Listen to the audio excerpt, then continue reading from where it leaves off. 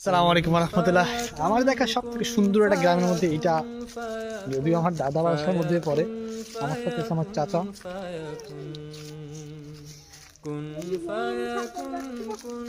হ্যাঁ, তবে গ্রাম সুন্দর দেখে সবকিছু সুন্দর হবে এই বিষয়টা কিন্তু সেরকম নাও হতে পারে। কিছু কিছু সৌন্দর্যের মাঝখানে থাকে না কিছু রিলাক্স। যাই হোক চাচা, কই নিয়ে যাবেন বলুন? সকালে প্রচন্ড ঠান্ডা থাকলেও এখন মোটামুটি ঠান্ডা নাই বললে চলে, এখন প্রচুর গরম লাগে। আর আমার আবার গরম সহ্য হয় না। চাচা চাচা চাচা চাচা চাচা চল।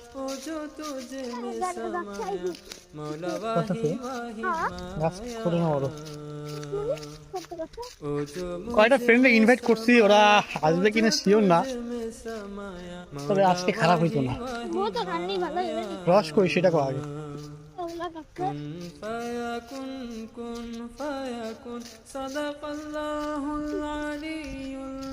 আর ঠান্ডার মধ্যে আসার সব থেকে ভালো সুন্দর একটা কারণ হচ্ছে, আমি যেখানে থাকি আমাদের অনেক খেজুর গাছ আছে, প্লাস আমার আশেপাশে চাচারা যারা আছে ওদের অনেক খেজুর গাছ।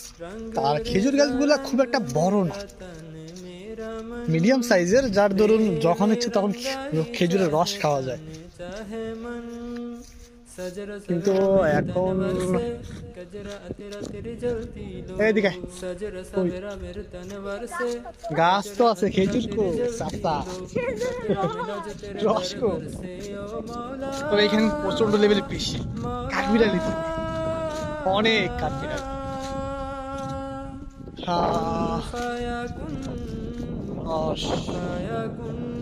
তবে আজকে না হলেও কালকে ভোরবেলা বাইর হবে ইনশাআল্লাহ তাআলা। গাছে উঠবেন লিসে, তাহলে কখন আসবো?